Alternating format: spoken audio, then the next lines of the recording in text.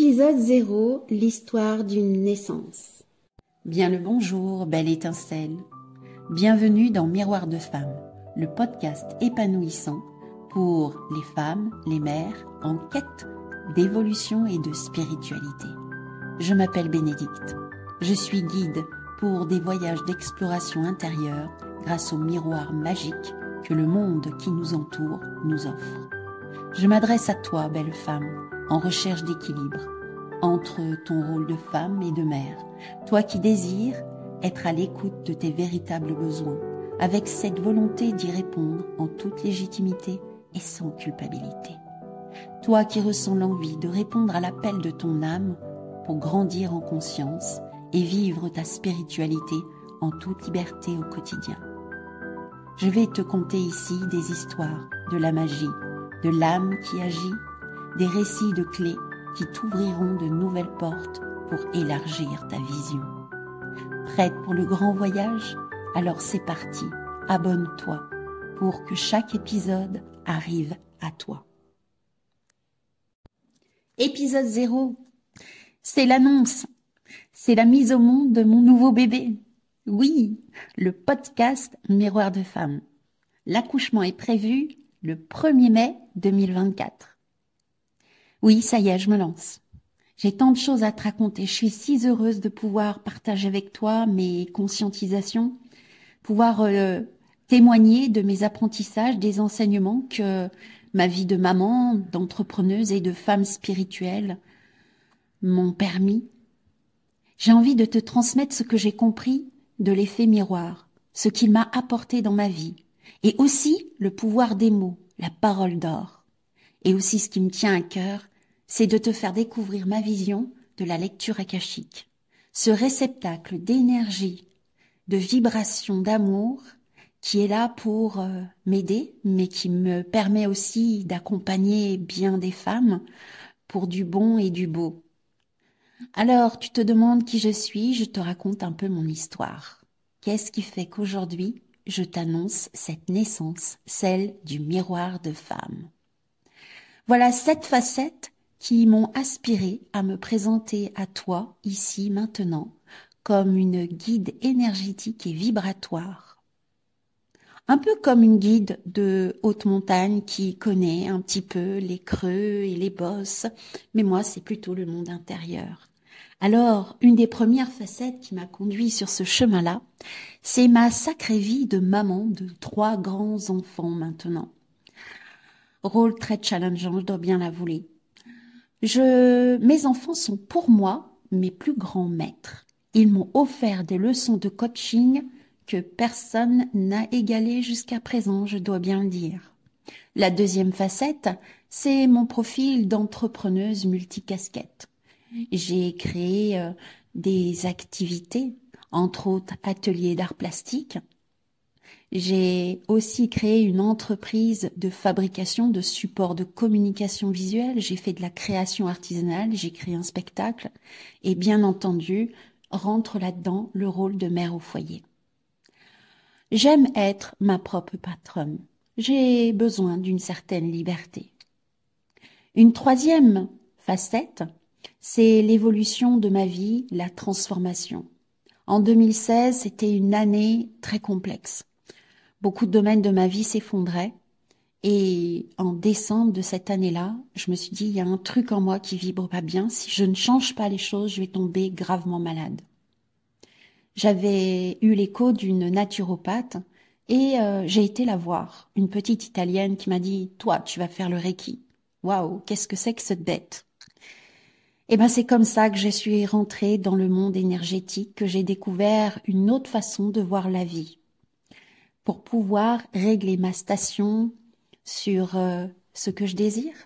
Alors bien sûr, c'est de l'entraînement. Et voici donc ma 4e facette, ma vie devient spirituelle et introspection.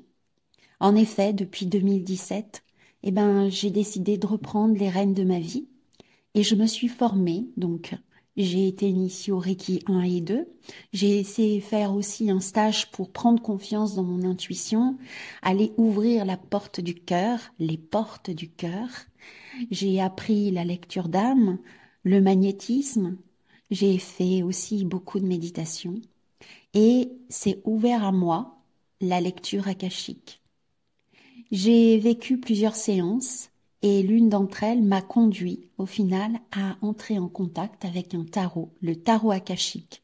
Ce bébé-là, c'est un autre bébé qui m'accompagne pour faire les séances, pour révéler aux personnes qui viennent me voir ce qu'elles ont besoin d'entendre pour révéler leur propre lumière. Ce qui m'a aussi avancé, c'est ma 5e facette. C'est le clown d'introspection, le clown qui réveille, ce clown qui permet d'aller voir toutes mes facettes intérieures, mais de le voir de manière joyeuse, aller voir mes ombres et en jouer. De cette introspection est arrivé un spectacle qui s'est invité au fil du temps. C'est l'oracle de Choucroutine. J'ai aussi une autre clown, c'est Croutine. Alors Choucroutine, c'est un peu la lumière, Croutine, c'est un peu l'ombre. Les deux font la paire. Et j'en arrive maintenant à la 6e facette, le pouvoir des mots. Avant, je me définissais comme la fille, je suis en retard, je suis en retard. Et puis avec le clown, c'est je suis en retard. Et puis au fil du temps, je me suis dit, est-ce que j'ai encore envie de me coller cette étiquette? Et la phrase, la belle phrase qui est arrivée, c'est je suis celle qui arrive au bon moment. Elle m'a permis de transmuter cette peur de ne pas arriver au bon moment, d'être en retard, d'être dans le stress. Et elle m'a permis de libérer des blessures de l'enfance. Et je dois bien avouer que cette phrase m'a permis de comprendre la puissance des mots et la façon dont on a de se définir. C'est aussi ce que je transmets aux personnes qui viennent vers moi. Et puis enfin, la 7e facette, c'est mon envie de réaliser mes rêves. Alors le premier grand rêve, c'est d'être maman, c'est réalisé, tout un chemin, et qui me conduit à ce chemin aussi, celui de Compostelle. Il est entré dans ma vie à une 20aine d'années en lisant Le Pèlerin de Compostelle de Paulo Coelho. Quand j'ai lu ce livre, je me suis dit, un jour je ferai Compostelle. Ça a mis du temps, mais je l'ai fait l'année dernière. À l'âge de 55 ans, je suis partie plusieurs mois sur les routes. Ça a été une expérience extraordinaire et qui encore m'apporte toujours des compréhensions supplémentaires. Voilà donc toute mon expérience qui m'a amenée aujourd'hui de fil en aiguille à créer ce podcast Miroir de femmes. Je suis là pour te conter des histoires qui sont des clés pour t'offrir des points de vue qui peuvent ouvrir de nouvelles portes et de nouvelles compréhensions. Alors, dans mon trousseau, il y a plusieurs clés. La première, c'est la clé des miroirs. Dans ces épisodes-là, je te raconterai des anecdotes qui seront prétexte à explorer ce qui se cache derrière les réactivités, les pensées, les émotions et aussi les sensations sexuelles. Une autre clé, et là aussi, c'est la clé des cartes. Je ferai des tirages avec mon tarot et te transmettrai les messages pour aller explorer ton paysage intérieur grâce aux synchronicités.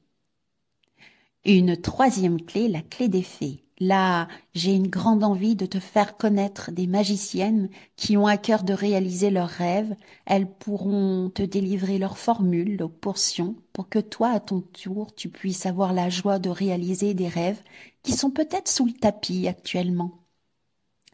Et puis arrive la clé des révélations. Dans ces épisodes-là, je te lirai des passages de mon grimoire, apprentissage et conscientisation, qui m'ont permis de me connecter à mon étincelle divine.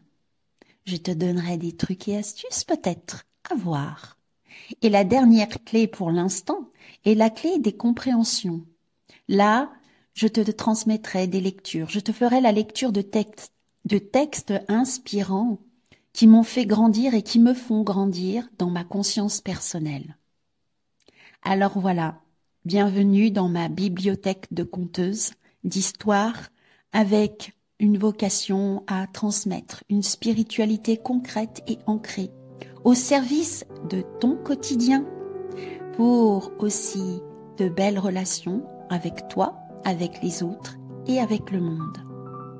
Je te donne rendez-vous pour commencer cette belle épopée à partir du 1er mai au soir. Et chaque semaine, les épisodes viendront s'inviter pour passer de belles soirées ensemble. Alors, abonne-toi pour que ces épisodes viennent à toi. À tout bientôt.